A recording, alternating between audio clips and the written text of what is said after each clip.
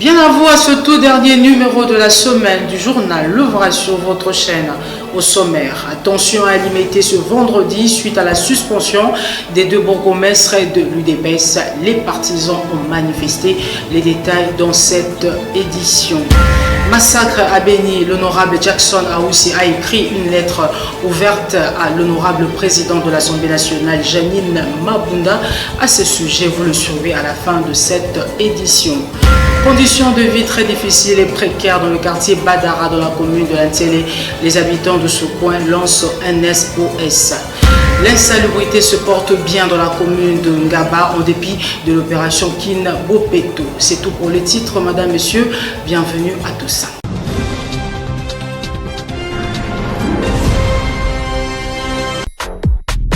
Un festival inédit, un rendez-vous d'éclats et des rigolades. C'est 22 février 2020 en la salle culturelle de l'université Belcampus à l'unité 8e rue, industriel. Annulé Fitu, AINEF en sigle, offre pour sa première édition aux Congolais le tout premier festival du rire dénommé Rio na Rio. Festival du rire. Nada na otantapila mpana singa yaloko fima ni géré bandi Rio na Rio. Le chef de l'État Félix-Antoine Tshisekedi est attendu à Addis Abeba, capitale éthiopienne, pour prendre part au 33e sommet de l'Union africaine qui s'est ouvert jeudi 6 février 2020 sous les thèmes faire taire les armes, créer des conditions propices au développement de l'Afrique. Outre la question des conflits armés, ce 33e sommet va aussi aborder la question de la mise en œuvre progressive de la zone de libre-échange continentale et la réforme de l'organisation afin de la rendre plus efficace et moins budgétive. Comme annoncé en titre, tension à limiter ce vendredi où les partisans de l'UDPS ont manifesté contre les mesures de suspension de 8 bourgmestres, parmi lesquels on retrouve ceux de l'UDPS. Philippe Ouvompi pour plus de détails. Suivez. Une vive tension à la 10e rue Lumété ce matin où les militants de l'UDPS Tshisekedi ont manifesté sur le boulevard Lumumba. Selon les premières informations accueillies, les revendications sont nombreuses. Certains protestent contre la décision de suspension frappant 8 bourgmestres de Kinshasa, dont certains sont issus de leur organisation politique. Rappelons que le gouverneur Jean-Tini Ngobila reproche à ces 8 autorités municipales de n'avoir pas appliqué les instructions données pour la réussite de l'opération Kinshasa-Bopeto dans leurs communes respectives. Ces mesures de suspension vont de 1 à 3 mois, concernent le bourgmestre de Kimbaseke, Lingwala Matete, Djili Ngaba, Galema, Nguringiri et Ntele. D'autres partisans du parti de Félix Tshisekedi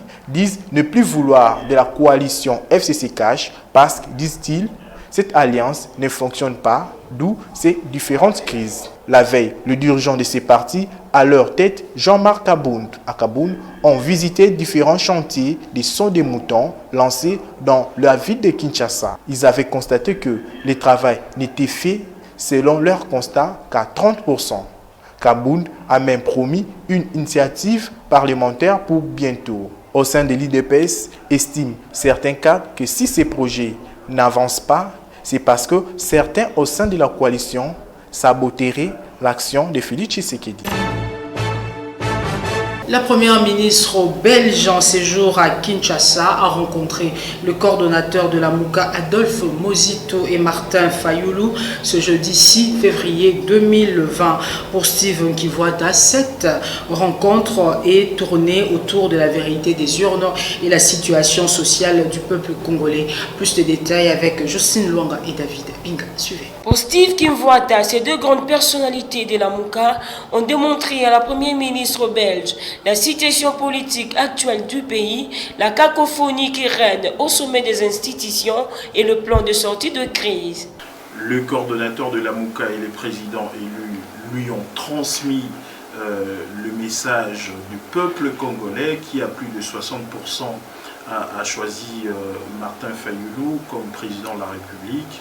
Et malheureusement, la coalition FCC-CACH a opéré le hold-up électoral. Elle est venue effectivement pour renforcer la coopération entre la RDC et la Belgique, mais malheureusement, elle a eu à discuter avec des animateurs illégitimes de nos institutions qui ne peuvent pas effectivement engager la RDC dans un quelconque accord de coopération.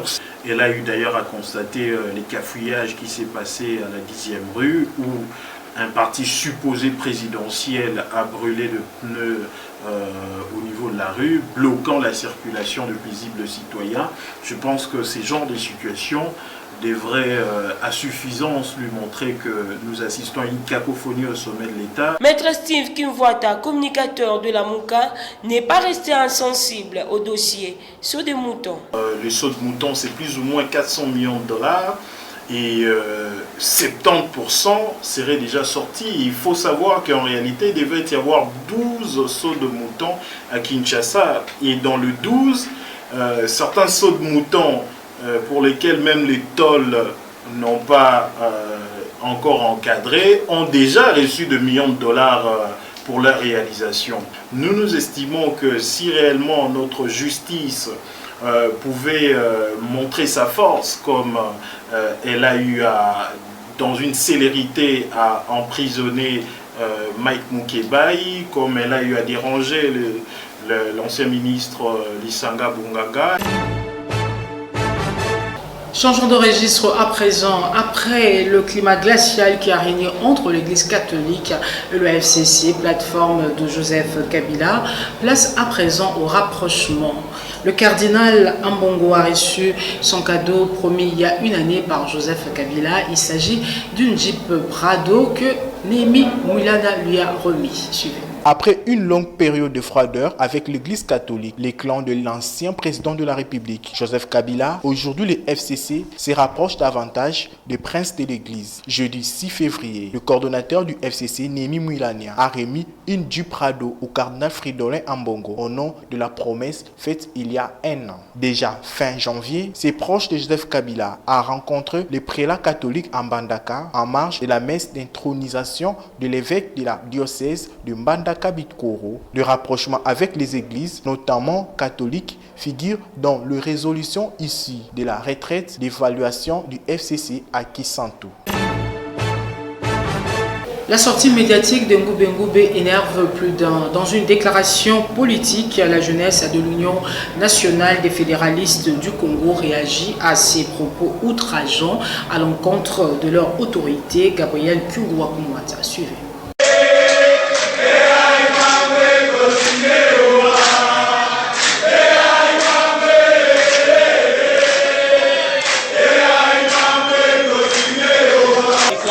Politique de la JUNAFEC. C'est avec consternation que nous, jeunes de l'Union nationale des fédéralistes du Congo, JUNAFEC en sigle, avons suivi sur une chaîne locale des propos aussi belliqueux qu'outrageants d'un quidam où il se permet de dénigrer l'UNAFEC et son grand leader, le patriarche Antoine Gabriel Kyungu-Wakumwanza.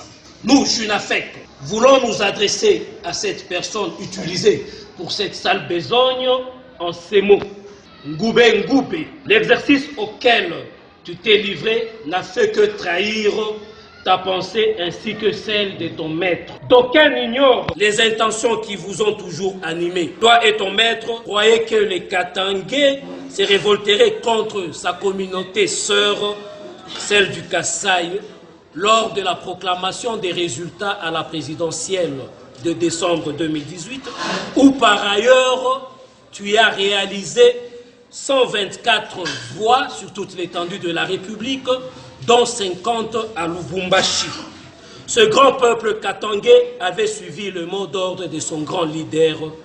Cet homme est grand politicien et pris de paix. Nous citons Antoine Gabriel Kyungu-Wakumwanza. Aujourd'hui, heureusement, devant la communauté katangaise et celle du Congo tout entier, toi et ton maître venez de confirmer tout ce que tout le monde avait décelé dans vos stratégies des bas étages. En prophète de malheur, tu viens avec les tiens de prouver que ton grand souci et de raviver le conflit de triste mémoire entre communautés, chose qui n'arrivera jamais. Les ennemis de la paix veulent encore frapper en divisant pour mieux régner. Nous disons ceci, nous, JUNAFEC. L'UNAFEC et l'UDFPS réunis, c'est la panique dans différents états-majors. Nous, JUNAFEC, réitérons notre soutien indéfectible à notre président national et autorité morale, Antoine Gabriel Kyungwa-Mwaza, dont son seul péché est de soutenir le président Félix Tshisekedi. Retournons au Congo central à présent avec ce protocole d'accord en rapport avec les travaux de construction du stade de Patrice Emery Lumumba de Matadi entre le gouvernement provincial et la société Sodimas. Regardez.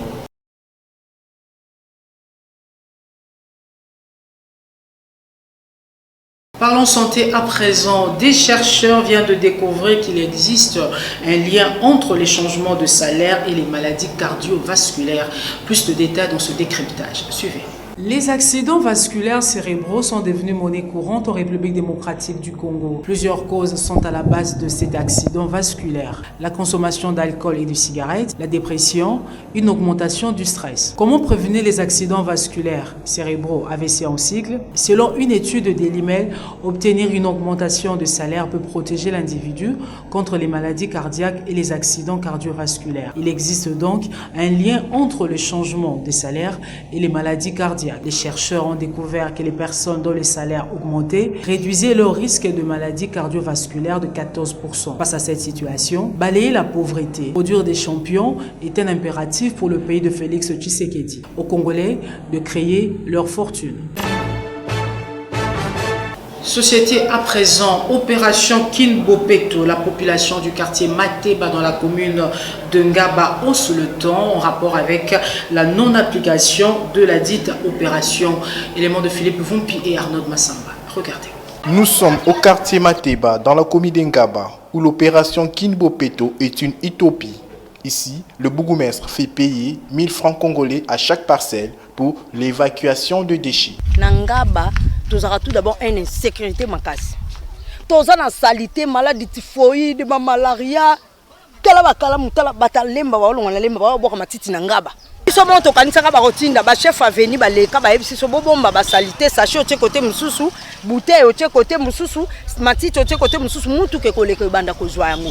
Mais banda baloba ngo basalite tonda biso na mapango batikala na bango pe koleka te to mona pe tata mutu ka mukata velo soki balimba so basalite no opesi 1000 francs balimba lo salite mais biso pa to tikala mona pe bango te na 1000 francs on a batongo to monité. La commune d'Ngaba est sur la liste de municipalités dont leur bourgmestre vient d'être suspendu pour non-respect des consignes dues à cette opération. Ce qui est étonnant, même le bourgmestre ad intérim n'est pas connu sur terrain. Kishasa ezara poubelle eza salité ndeka kimbuta tika ndenge pe mbogo zo continuer zo demeurer na salité. Donc ya koloba kutu pona mambakini bopeto na ebité so bopeto eza na partie nini au peuple congolais zo se retrouver bopeto ezali. Biso na Ngaba awa salité donc na ebité kini bopeto eza ngona importé. Donc pona biso pe na ba habitant Ngaba. Pona bourgmestre vraiment toyebi été, toyebi musala sala raté, toyebi ta vanda ka wapi donc toyebi d'abord té. Atambola raté, identité donc toyebi été, voire même famille na toyebi été. Direction commune de l'Antiélé. Les conditions de vie à Badara sont précaires et très difficiles. Pas d'électricité, pas d'eau potable non plus, comme l'expliquent les habitants dans cet élément que vous propose David Binga. Regardez. Nous sommes au quartier Badara 2. Ici, les conditions de vie sont difficiles et précaires pour l'ensemble des ménages. La population du coin n'a qu'une seule option, s'accommoder.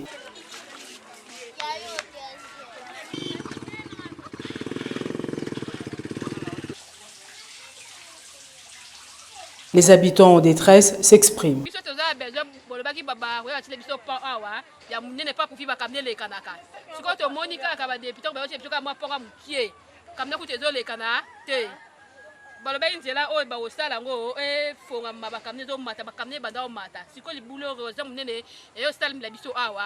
Moi ba kamne le kana ezate tozali nini gouvernement aya ko sala biso nzela aya ko toyo aya ko mona nzela ndenge komeli biso awa tozana badara de ba difficulté tozana mo toza musika te toza na prince makadam ezate toza na courant eza te mai mpe eza te nde eloko mpenza eza kopose biso mwa badifficulté makasi toza na bainsécurité voire même bango moko la police euti kosala désordre nayebi te soki bazaka la police euti kosala désordre baproblème tozokuta yango na badara awa badifficulté ezali ebele. Première difficulté na badara awa toza banzela sirte parce que mbula soki ebeti en tout cas tozalaka na problème makasi érosion moko ya munene salama awa donc oyo tolobaki eza route principale. Deuxième difficulté problème ya mai donc tozomona pasi mpona problème ya mai ya misato en tout cas moyen de transport po ekote pa na biso awa eza te. En tout cas l'état talela biso likambo biso bamama tomona pasi mpona kotoka mai soki otindi bajeune fille bazoviole bango soki olingi olandela bampomba koto baleki bana baza salite bana bazozo infection va partir ya mai ezate. Espérons que dans un avenir proche, le slogan "Le peuple d'abord" sera fait cher dans ce coin oublié des autorités. Place à présent à l'invité du Vrai Journal. Regardez. Honorable Jackson Aoussea Fingoto, bonjour. Bonjour, messieurs les journalistes. Heureux de vous retrouver encore aujourd'hui comme invité du Vrai Journal. On met le pied dans le plat. Vous êtes de l'Est. Vous avez adressé une lettre ouverte au président, à la présidente de l'Assemblée nationale sur la situation qui prévaut dans l'Est du pays.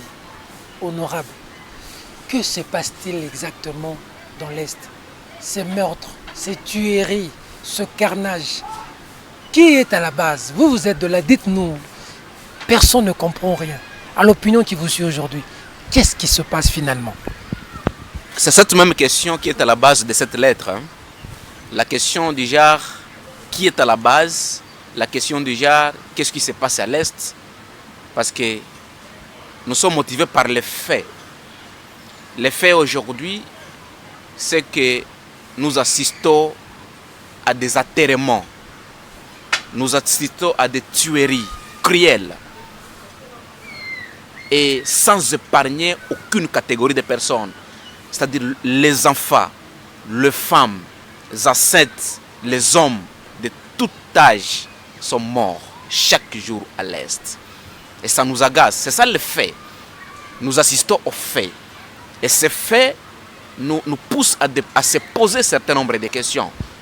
Donc ce que tu veux de me poser, qui sont à la base? Qu'est-ce qui se passe à l'Est? Vous savez que nous sommes dans un pays. Et notre pays a des institutions. Et les institutions à tout le niveau. Nous avons des institutions au niveau national. Et nous avons des institutions au niveau provincial. Et nous avons des institutions au niveau local. Et donc notre pays n'est pas sous tutelle. Notre pays n'est pas sous tutelle. Notre pays n'est pas dans une situation de non-État ou de non-gouvernement. Où est l'armée? Où sont les autorités? Où est le gouvernement? Où est le président de la République? C'est là où je suis. Où êtes-vous les députés? C'est là où je suis en train d'aller. Parce que nous devons rester cohérents de nous-mêmes. Nous devons respecter les institutions de ces pays. Tiens. Parce que si nous serons dans une situation où nous ne serons pas respecter nos propres institutions, nous devenons, nous perdons le contrôle. Nous perdons le contrôle. Parce que nous avons toutes les institutions qui fonctionnent et nous sommes en train d'assister, nous sommes en train d'enregistrer le perte à vie humaine. C'est ça le paradoxe. Parce que toutes ces institutions ont pour première mission. Il y a plusieurs institutions, mais la première mission confiée à toutes nos institutions, c'est la protection des civils. C'est la protection des peuples. Et comme si cela ne suffisait pas, même la plus grande organisation internationale du monde, les Nations Unies, est venue en appui avec encore première mission, protection des civils. Donc le peuple congolais est doublement protégé. Nous pouvons constater comme ça. Mais sur le terrain, il n'y a rien. C'est-à-dire premièrement protégé par son État, à travers ses institutions, et secondo, protégé par une organisation internationale. Et donc, c'est un peuple qui doit être en principe suffisamment protégé, mais au contraire, sur le terrain, ce sont les morts que nous sommes en train d'enregistrer. C'est pour cela que j'ai pris cette initiative. Je sais que vous allez me poser cette question. Nous sommes en vacances parlementaires. Qu'est-ce que je fais à Kinshasa? Exactement. Qu'est-ce que moi je fais à Kinshasa? Je repille les vacances parlementaires. Moi, Jackson, je les repille. Je ne pouvais pas continuer à rester sur terrain, non pas pour faire des réunions, non pas pour faire des consultations, mais pour des deuils. Je ne peux pas. Je vous informe, Tiani, que mon garde du corps a été tué à l'Est. Ah bon? Mon garde du corps, moi, appelé au nom de Pascal Erabo, un policier vaillant, paix à son âme, était tué. Ces garçons faisant le patrouille avec 6 de ses collègues, ont tombé dans l'embuscade et on les a tués tous, 6 personnes, 6 policiers. On les a atterrés au niveau du territoire. Et vous voulez me dire que je puisse continuer à rester sur terrain à la vacance parlementaire et que les gardes du corps aient tué? C'est comme ça que vous avez fui là-bas? Je ne devrais pas fuir, je ne devrais pas fuir. J'ai atterré le policier, je suis rentré ici parce que moi je suis républicain, hein? Je suis respectueux des institutions de la République. Moi je respecte beaucoup les institutions de la République et j'ai confiance à ces institutions-là. C'est pour cela que je suis arrivé à Kinshasa. J'ai écrit une lettre ouverte à Madame la Présidente afin que ça soit urgemment organisé une mission parlementaire. Parlementaire dont vous avez dit pour descendre sur place? Descendre à Beni comme territoire, descendre à Irumu comme territoire, descendre à Djougou comme territoire pour aller parler avec la société civile de la place. Pour aller parler avec le service de sécurité qui sont sur place. Afin que ces gens-là nous fournissent, nous donnent les éléments d'information, qu'est-ce qui se passe sur terrain. Les guerres, il y en aura toujours. Même en Irak, partout, il y a toujours la guerre. Mais ce qui est comme défi pour nous, c'est de se renforcer pour être capable d'anticiper les événements pour protéger cette population au quotidien. Vous comprenez un peu? Ah donc, je suis venu, j'ai déposé cette lettre, les feuilletons vont pouvoir continuer. L'objectif pour moi, c'est de mobiliser toutes les institutions nationales. C'est plus que grave ce qui se passe chez nous à l'Est. Tiani, la mort d'une personne, la mort de 2, 3, 4 personnes, c'est quand même quelque chose de grave. C'est quand même quelque chose de grave. Mais chez nous, le fait qu'il y a 2 décennies presque que les gens sont tués, nous sommes en train de vouloir s'accommoder à ça. On ne peut pas s'accommoder. On veut s'habituer encore à trouver ça normal. On ne peut pas normaliser ça. Tu sais que dans notre pays, on a cessé à décréter les journées de deuil national. On a laissé à décréter ces journées. Tout simplement parce qu'apparemment, les Congolais s'accommodent déjà ce mode de vie d'enterrement déjà. Comment le monde aujourd'hui bouge à cause du coronavirus, mais ici des millions de morts, le monde ne bouge pas comme ça. Ça m'étonne. Ça m'étonne, c'est pour cela que je viens vers la présidente de l'Assemblée nationale. Je commence à l'Assemblée nationale parce que j'ai été élu par ces populations qui sont meurtries aujourd'hui. Ils m'ont envoyé à l'Assemblée nationale, ils m'ont donné le mandat d'aller travailler au sein de l'Assemblée nationale. Et donc, je suis dans l'institution où je suis membre. J'ai écrit au bureau et je demande au bureau. Le bureau n'a pas de vacances. Il n'y a aucune raison de dire que non, on attend la vacance pour initier cette mission-là. Le bureau n'a pas de vacances. À tout moment, on peut convoquer 1 ou 2 députés pour les accompagner. Je dis il faut qu'on organise une mission pour que d'ici la rentrée parlementaire, que cette question de l'Est soit la priorité. La matière la plus prioritaire de notre session doit être cette matière. Mais est-ce qu'il ne s'agit pas là d'un sabotage? On ne sait pas comprendre sous Félix Tshisekedi qu'il y ait des tueries comme ça. Bon, lui-même a dit à Londres, quand il était à Londres devant le Congolais, que c'est des problèmes internes. C'est à Kinshasa que des choses comme ça se font. Est-ce qu'il n'y a pas un sabotage là? Est-ce que ceux qui ont la manivelle n'agissent pas très bien et tirent les ficelles ici à Kinshasa? Donc les gens qui peuvent être comme tireurs de ficelles, les gens qui peuvent être comme des instigateurs ou bien les gens qui manipulent la chose. Alors, pour dire qu'ils sont fortes que nos institutions, ces personnes ont plus de moyens du monde, plus de connaissances que toutes nos institutions. Et donc, ils peuvent agir au-delà, ils peuvent mettre en otage, ils peuvent mater même les institutions. Je ne passe pas. C'est une question de priorité pour moi. Je l'ai compris que c'est une question de priorité. Peut-être que nos priorités sont d'accord ailleurs. Les efforts sont fournis. Jackson ne refuse pas. Il y a tous les services de l'État sur terrain. Et ces gens sont perspicaces, ils sont forts. Notre armée est en train de faire le travail. Mais nous nous disons, pourquoi, tout en travaillant sur dire comme ça, tout au côté, nous sommes en train d'assister à ça. Est-ce qu'il n'y a pas quelque chose qu'on doit corriger pour que les choses soient beaucoup plus contenues. Vous l'avez dit dans votre lettre, encore 11 morts du 2 au 3 février, comme vous l'avez dit dans votre lettre. Dans mon village, ça c'est dans mon village que les gens ont été tués. Vous voyez un peu. Donc moi je me dis que nous devons prendre maintenant au bras de record cette question. En 2020, il faut que ça s'arrête à l'Est. Il faut que la sécurité soit restaurée à l'Est. Moi je l'ai dit même sur d'autres antennes. Nous pouvons tout faire. Nous pouvons construire même des autoroutes, s'il faut le faire. Mais aussi longtemps que nos confrères, nos concitoyens vont continuer à mourir à l'Est, nous risquons de ne pas être bien cotés. Vous voyez, aujourd'hui, nous sommes dans une dynamique de renforcement de nos relations avec d'autres pays pour dire qu'il faut que les investisseurs viennent pour investir dans notre pays, pour chasser la pauvreté, pour créer les emplois. Ils doivent venir. Mais dites-moi, comment nous allons les convaincre de venir à partir du moment où nos propres citoyens, nous sommes en train de les atterrir chaque jour? Ça posera problème. Donc s'il y a un chantier, s'il y a quelque chose de plus important que nous pouvons faire, c'est d'abord la sécurisation de la partie est de notre pays, qui passe par la mobilisation de toutes les institutions, qui passe par des actions fortes sur le terrain pour que nous puissions barrer la route à l'ennemi. Parce que l'ennemi, comme je l'avais dit à Koktato, l'ennemi sera toujours là. On ne saura pas avoir une république sans aucun ennemi. Non, les ennemis seront toujours là. Mais nous devons nous devons prouver à toute personne qui veut se constituer à l'ennemi de notre république que nous ne sommes pas aussi moindres que ça. Nous ne sommes pas aussi passoires que ça. Nous ne sommes pas aussi manipulables que ça. Voilà. C'est ça qui va nous rendre forts par rapport aux autres pays. Comment la présidente de l'Assemblée nationale a réagi à votre lettre? La réaction, nous l'attendons encore. Je lui ai déposé la lettre. Ça ne vient toujours pas. Oui, la réaction va venir. C'est une députée. Les membres du bureau sont des députés comme nous. Ils savent ce que c'est l'importance d'un peuple. Ils savent ce que c'est l'importance des électeurs. Parce que c'est seulement parce que nous sommes élus par cette population que nous sommes là. Ils sont là, je ne passe pas.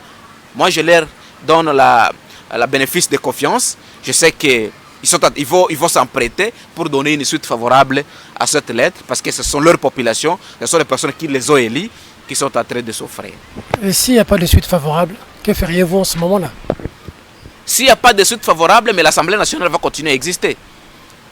Jusqu'à l'épreuve du contraire, nous allons continuer à être encore membres de cette Assemblée nationale parce que notre mandat courant encore. Nous allons continuer à les rappeler.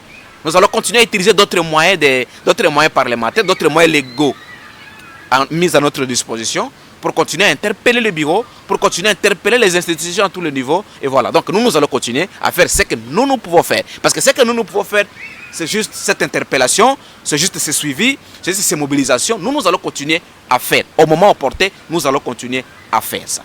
Dernière question. Tolé général, vous êtes de quoi? Dites-nous, honorable, les Banyamulenge sont-ils de Congolais ou pas? Cette question de Banyamulenge ou de Congolais en général, je n'aime pas individualiser les débats. Congolais ou pas Congolais, ce qui importe ici, c'est le comportement des individus. Parce que nous avons tendance à parler de Banyamulenge, nous avons tendance à faire problème Banyamulenge, parce que nous soupçonnons parfois qu'il y a des comportements déviés, qu'il y a des Banyamulenge qui sont au Congo, ne travaillent pas pour le Congo, mais travaillent plutôt pour le Rwanda. Et ce qui fait que les Congolais parfois ne sont pas à l'aise avec les Banyamulenge. Au-delà des Banyamulenge, il y a aussi des Congolais, des mauvais Congolais qui ne sont pas des Banyamulenge. Ce n'est pas pour autant qu'on doit continuer à les appuyer. Donc moi je me dis que les Banyamulenge ont acquis, n'est-ce pas, la nationalité congolaise de l'époque de Mobutu. Alors à partir du moment où une autorité a pris une décision et que cette décision est légale, moi je pense que nous devons tout simplement nous courber cette décision. Moi je me dis, notre problème ce n'est pas le Banyamulenge ou des Congolais qui se comportent mal. Notre problème, c'est l'État congolais. L'État congolais doit être répressif possible contre tout citoyen qui peut vouloir se compromettre, qui peut vouloir remettre à cause, n'est-ce pas, l'ordre national, la paix sociale ou l'ordre public, et ainsi de suite. Donc notre l'État doit s'organiser. Parce que qui dit les autres, celui qui veut la paix prépare la guerre. Donc il ne faut pas que nous croyions que la paix que nous sommes en train de vouloir doit être un cadeau qu'on va nous amener comme ça. Non, notre l'État doit s'organiser pour être le plus répressif possible, pour décourager tous les comportements. Que ce soit Tiani, que ce soit Jackson, que ce soit Munyamulenge, que ce soit quiconque veut aller à la contre, veut troubler l'ordre public, doit trouver toujours l'État congolais sur sa route pour le bloquer. Et ça va nous permettre d'aller de l'avant. Merci beaucoup, Honorable Jackson Aoussé Fingoto. Une année à l'Assemblée nationale déjà, ça va, un peu déçu. Est-ce que vous avez l'impression qu'à cette allure, dans 5 ans, vous allez satisfaire, ou est-ce que la manière dont les travaux se passent là-bas, vous risquez de décevoir comme les députés précédents? Merci beaucoup de décevoir. Nous ne voulons pas y arriver. Nous avons fait une année. On a travaillé une année. On a fait ce qu'on devrait faire. On ne saura pas dire que tout était noir à l'Assemblée nationale. Les collègues, nous tous, parce que les travaux à l'Assemblée nationale sont collectifs. On a fait ce qu'on devrait faire. Satisfait du travail ou déçu? Je suis satisfait du travail des députés nationaux. Je ne peux pas dire que nous sommes déçus, mais nous disons que le défi est encore là. Le défi est encore là parce que la population que nous représentons sont encore dans la souffrance. Ils continuent à pleurer, ils continuent à vivre la détresse. Ils sont un peu dessus la population là. Nous devons travailler pour cette population. Moi, je me dis que je suis satisfait de ce qu'on a fait pendant une année, mais je dis le défi est encore devant nous. Nous devons travailler pour donner du sourire, n'est-ce pas, à notre population, pour leur donner de l'espoir, parce qu'ils sont en train de perdre l'espoir. Aujourd'hui, nous sommes en train de parler de la gratuité sur l'étendue nationale de notre pays, mais en fait, dans d'autres régions, chez nous, à l'est, Beni, Irumu et Djougou, les enfants ne vont pas à l'école. L'école est gratuite et au même moment, elle est rase. Tu vois, gratuite et rase. Ça profite à qui? Donc nous devons beaucoup travailler, nous tous, députés, 500 députés, 109, 108 sénateurs, nous devons tous nous mobiliser, étant des parlementaires, étant des représentants du peuple, pour mobiliser derrière nous toutes les autres institutions.